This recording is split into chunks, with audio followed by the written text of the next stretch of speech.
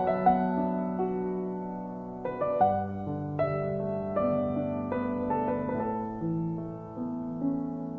Pablo Lozano, and I go to Fremont. I went to Fremont High School. So, yeah. I'll be going to Stanford University next year. I defer my acceptance. Because I enlisted in the Army. It was not something that had to do with college or with, financially. I wanted to work in international security and international governance. So I thought a good way to do that would be going to the military. And I'll be doing ROTC at Stanford University, so I can become an officer upon graduation. So I'll be training with the Army and deploying off the Army for 1 year, and I'll come back to finish at Stanford University doing a major in international relations, with a concentration in international security and international governance, and a double minor in computer science and Spanish.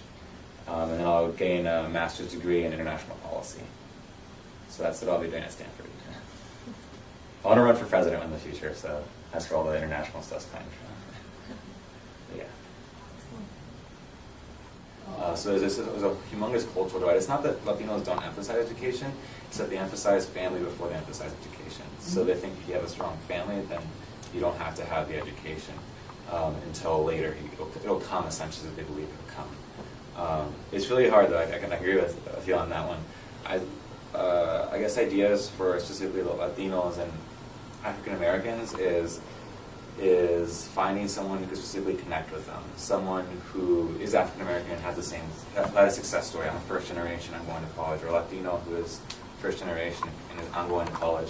Because it's kind of like this, actually. If I were to walk up to you and say, are you interested in college, would you prefer to hear it from me or prefer to hear it from Emily? Probably from Emily. Exactly, because I'm not the same culture as you, and it's hard to associate with me, right? Because you don't really know who I am, but she looks more like you. You think she understands you a little more. She understands your culture more. So you feel more comfortable with her.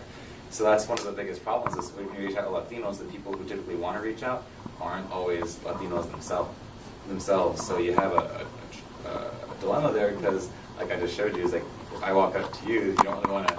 You want to hear it from someone else. So that's the same thing with Latinos and African Americans. Is if you come up to them, they might, in reality, love what you're trying to tell them, but be scared because they don't know who you are. Actually, there's an example that was given at a diversity fair where they were trying to talk to Latino students as to why you weren't accepting education. And the example they gave was, if I was to give a lecture and I told you to sit in the chair you're in right now and pull out your binder and start writing notes, and then as I'm about to present, I tell you, wait, I want you to move. How mad would you be that I'm asking you to move now? I'd be annoyed. Exactly. So, but it's changed. The reason why you really are annoyed is because you're having to change. And humans want to fight change. It's natural. So that's the problem is Latinos are going to fight change because for the parents, they don't want to lose the family. That's actually why UC Merced was established, so that people in the Valley could be going to school in the Valley and then go home on the weekends. That's actually what happens. UC Merced has the lowest residency numbers out of all the UCs because everyone goes home because they want to be with the family, but they get an education still. So it's just, it's really bad to see them go away, essentially. So it's hard, but I'd say the first thing you have to do, though, is try to find a way to connect with them culturally. Either getting Latinos to come join your program and maybe get them, actually really good if you could do that and make it all cultures. But you have to get someone who you can connect with. Because if you just walk up to them and say, hey, this, and that, you'll get a few of them, but the majority of them, they're just going to be, I don't know who you are. Yeah. And that's the biggest problem. A good example, actually, there's a program called the Valdez Program, where they, during the summer, they take Latinos and migrant workers from all of San Jose and the Silicon Valley. Mm-hmm. I think they stop in South San Francisco, and they come to San Jose, and they teach them math for about, I think it's 8-10 weeks during the summer. But then when the program's over, each one of the tutors that was there goes into the schools, and they're there throughout the year so that the kids can go to them for help, or just essentially like a library center, like a librarian, but it's a tutor instead, and someone you've worked with already for 8-10 weeks.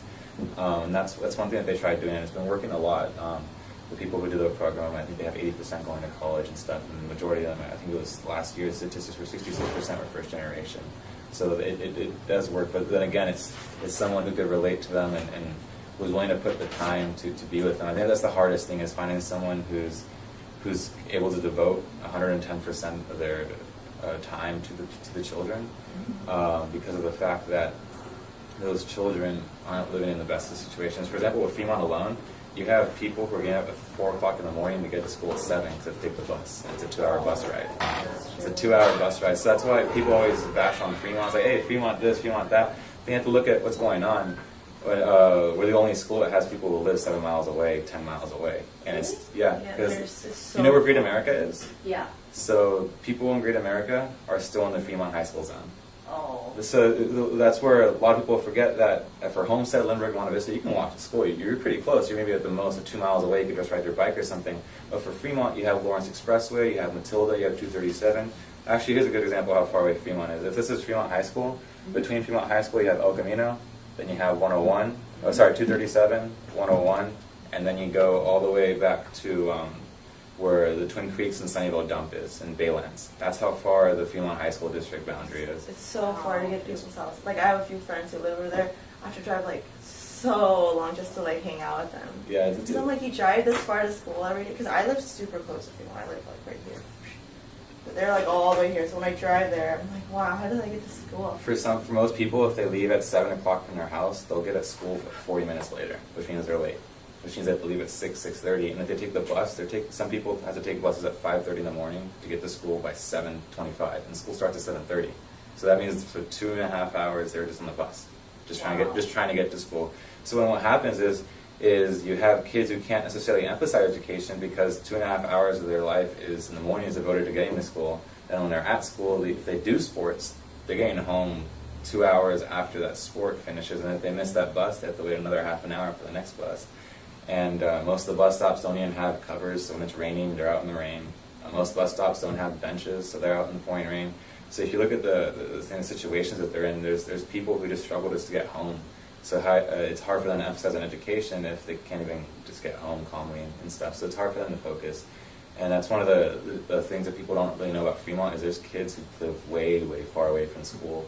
So it's hard for them to be involved with school because for them to be involved with school would be either, let's say a football game, for example, the kids are going to football games and they don't have a car. They're either staying there for 6 hours if they don't have a 7 o'clock till the game starts, or they're going home for 2 hours, staying there for 1 hour, and coming back to the game for 2 hours. So that's 4 hours of transit, and that's not including the 2 hours or 4 hours they already did to go home, to go to school and come back. So that's one of the things that people don't realize. So that's why with that one math program I was telling you was they try to find a way to keep students on school and out of trouble in a way, because a great example of the divide between Fremont High School is Emily and I, we had the luxury of just going to the Sunnyvale Community Center. That's close to us, or Cupertino Community Center, actually about the same distance from us.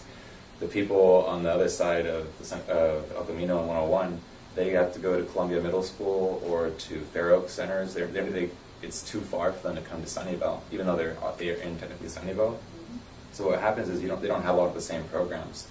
So to eliminate that whole distance issue and or to try to address it, what the programs were doing was they got tutors to be at schools. Like during lunch they'd be there, or during open blocks they'd be there, and it was just a tutor that only certain people could go to, and they'd have their own room, and then that's where those kids can go to. It's like a safe haven, kind of like a Boys and Girls Club, where you have a lot of Latinos, African Americans, and just low-income people who can't go home. There's no one at home to watch them. So you go there, and they do homework for a few hours, but it's a safe place for kids, essentially. So believe it or not, in Fremont, there's a lot of people still searching for a safe place to be, where they don't have to feel judged and ridiculed by their friends, and they can just do work.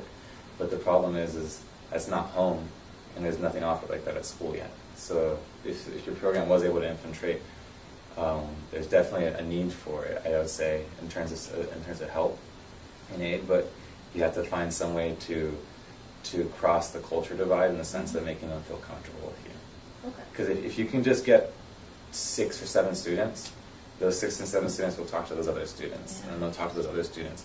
But the problem is you need to get those 6 or 7 students who can cross that culture divide. Eduardo Salcedo and I would have been perfect for this. Yeah, I know. I was thinking about him, but I don't have his number. I don't even talk to him. There is one person who actually could still be good, is David Cordero's cousin.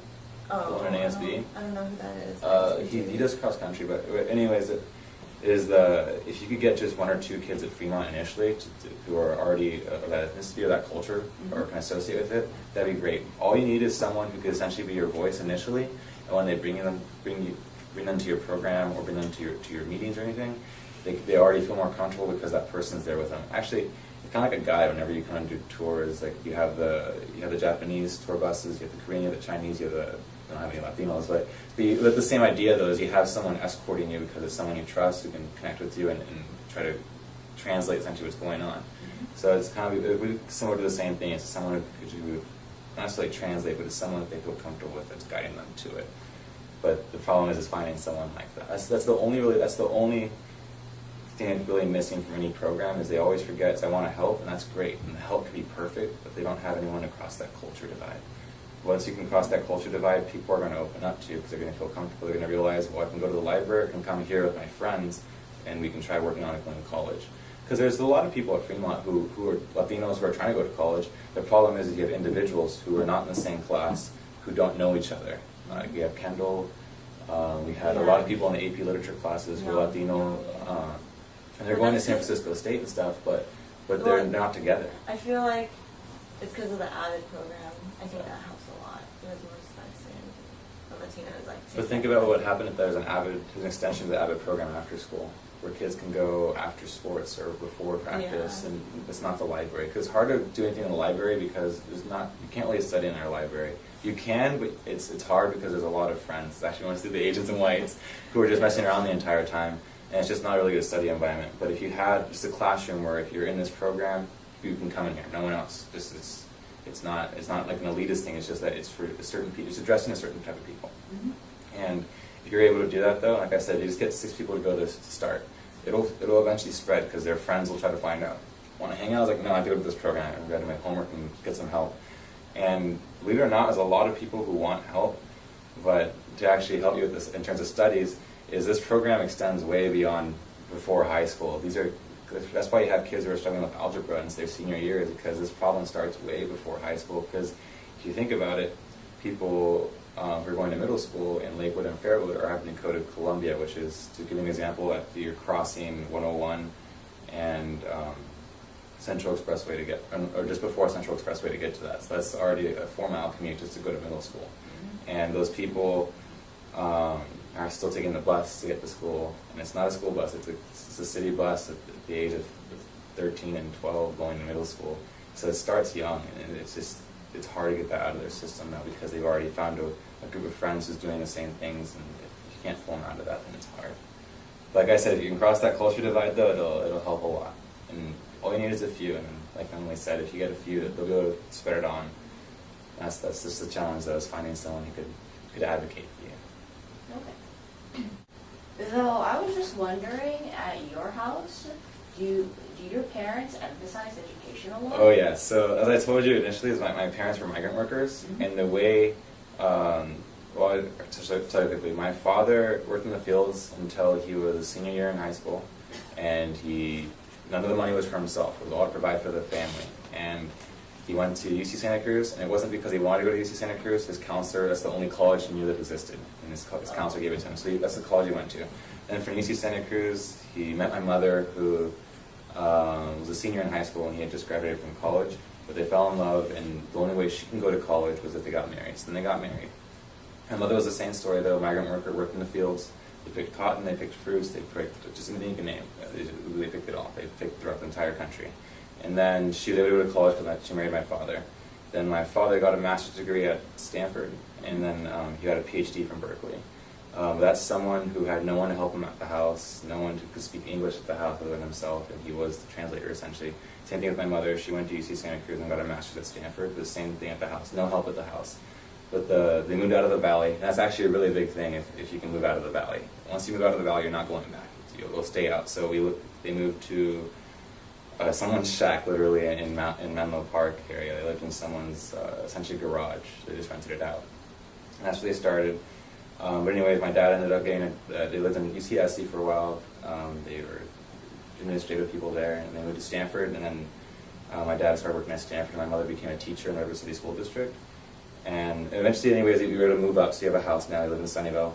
But because education was what got them out of the situation they were in, they advocated a lot because they know it works, because they're evidence that it works. They went from a household that didn't have any education. My grandmother finished school in 2nd grade. Oh. My other grandmother finished schooling in kindergarten, and the only school she went to after that was seamstress school, so she could make clothes. That's actually how my dad got all his clothes, is my grandmother would make it for all the kids. My father has 10 brothers and sisters, my mother has 9 brothers and sisters. Sorry, my father has 11 brothers and sisters, my mother has 10 brothers and sisters, so they're large families. And yet also culturally, that's your 401k, your insurance, and like your retirement policy. Yeah. That's essentially your insurance, is having a lot of kids, because when you're working out in the fields, some of them might pass away from accidents, some of them might get sick and pass away, and you don't have the money to pay for it. So you had a lot of kids, so they get to help with the family, they can help support the family, and because a lot of them would pass away. Luckily, none of them passed away, but that's why they had so many brothers and sisters. So anyway, they got here. Education was emphasized always because, as I said, they were evidence, they were proof themselves that it worked. They were able to get out of the fields and go to college, and now my dad's a dean at Stanford, and my mom's a third grade teacher, but she's taught high school and stuff, but she loves third grade. So it's always been emphasized. I actually didn't know it was an option not to go to college until I got into high school. Oh. And that's when I found out people didn't have to go to college, because my parents just, it was essentially, there was no other option. It was kind of like your culture is, you gotta go, there's no choice. It was the same way in my household. If you gotta go, there's no choice. It's something you just have to do. It's like kind of like the way they taught it to me is just kind of like going to middle school and high school. It's just something you just gotta do it. Just go, and then you can go live your life after that. So yeah, it was always emphasized and always a big deal. Everyone in my family's gone to college. My sister went to Stanford, then Harvard, and then USC, and she's now being a professor at Princeton University. And my brother went to Berkeley and he's getting his master's right now at Santa Clara, and he was the superintendent for all of Western America for CEMEX. And now my other sister is trying to get her credentials to be a 5th grade teacher. So everyone in my family is getting education, and I'm going to college now, but yeah, so it's always been emphasized.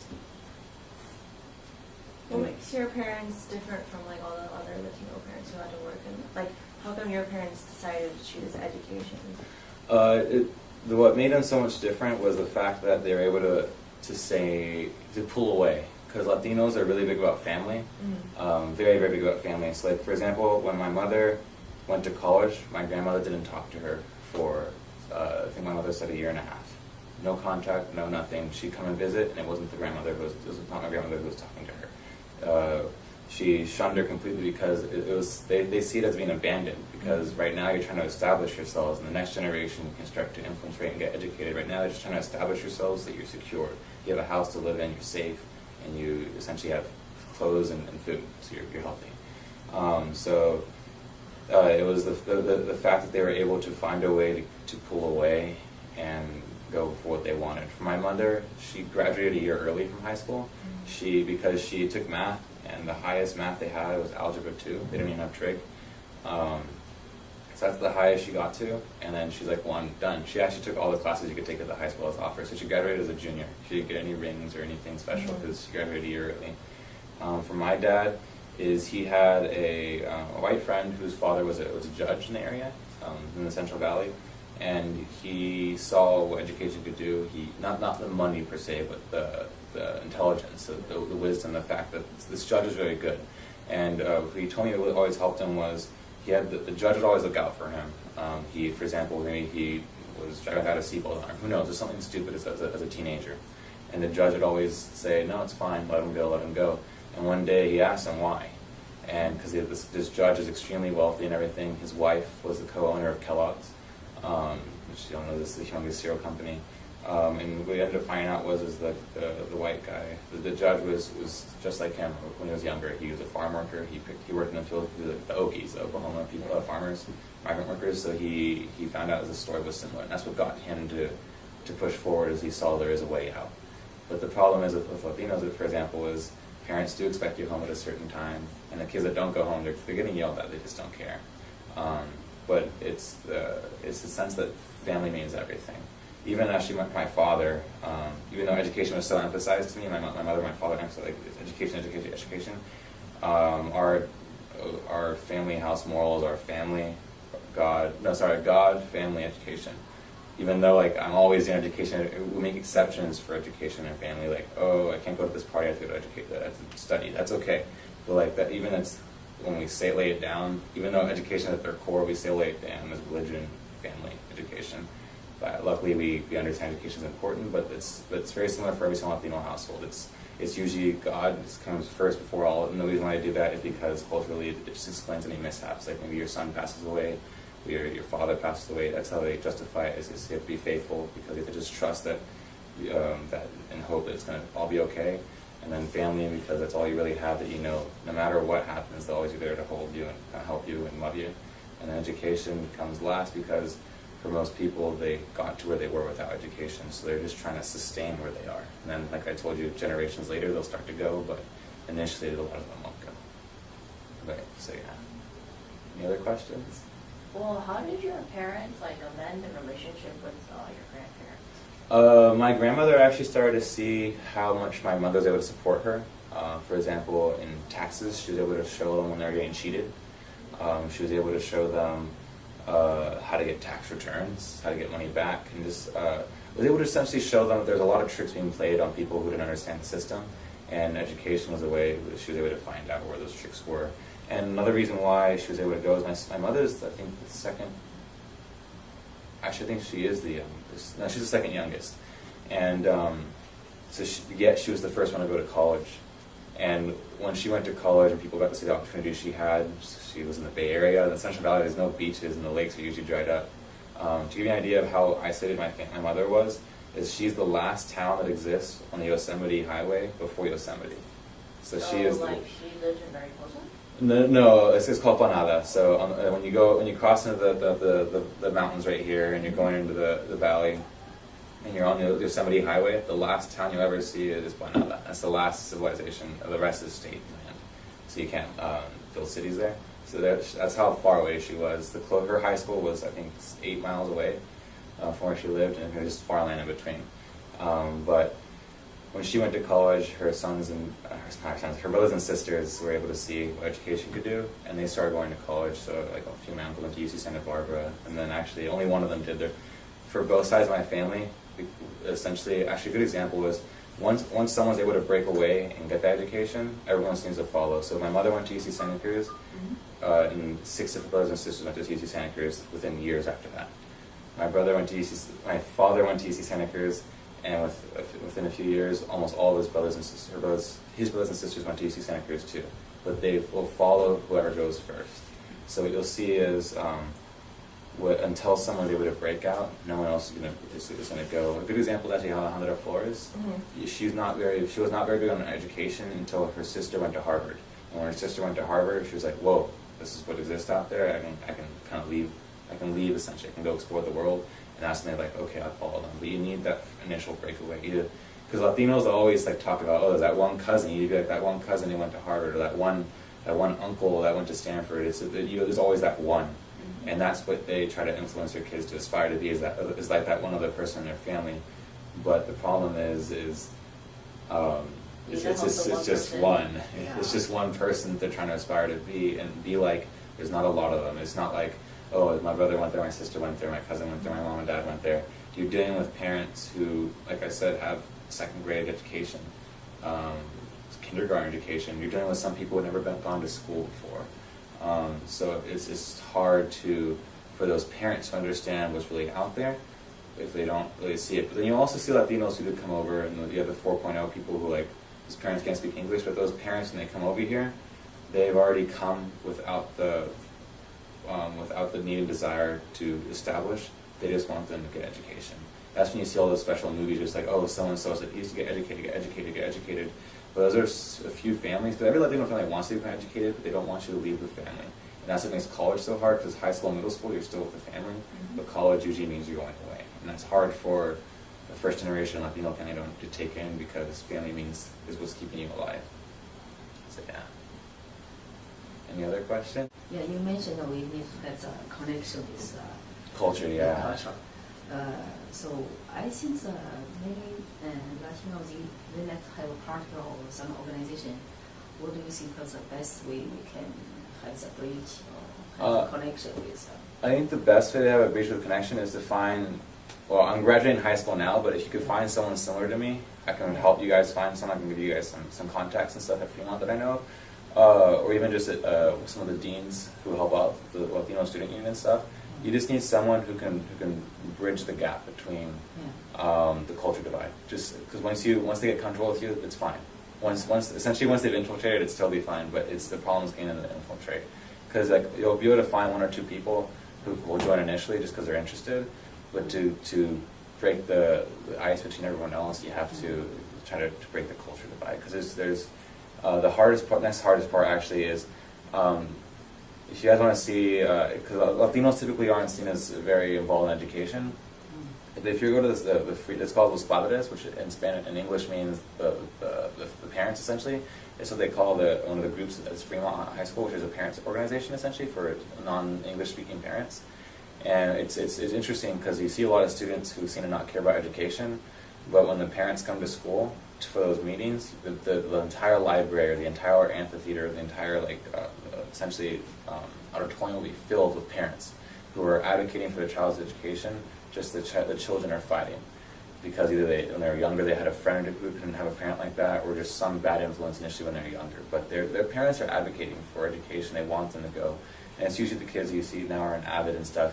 But there's two aspects for breaking the bridge or bridging the gap, which is talking to the students and being able to conversate with them and make them feel comfortable with you. And the next one is getting the parents to understand what you're willing to offer and what you can offer. And for Latinos, they're going to be really scared at first. They're going to be like, no, I can't. You're taking them away from me. But it's usually either the mother or the father will usually say, no, they'll fight it out and try to say, like, no, this is what's good. There's usually one person who wants it, the other person's scared because they're having to let go of part of their family. And for us, it's fine. It's just like, go to college, you'll come back later. But for Latinos, they see it as you're leaving, you're going to go to college, you're going to buy a bigger house, and you're going to forget them. Because it's commonly seen in Mexico, not so much in the United States, but in Mexico, is you'll have a student who, because actually in Mexico, if you have money, if you're middle class or higher, you have amazing education.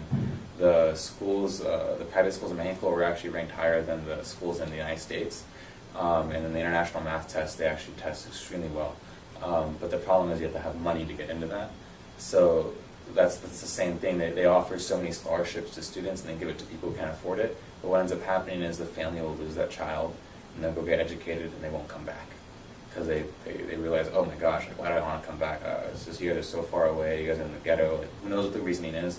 But that's one of the biggest fears, though, is they see it in their own country, is that kids will leave, get educated, and not want to come back just because they're too embarrassed to be with their family.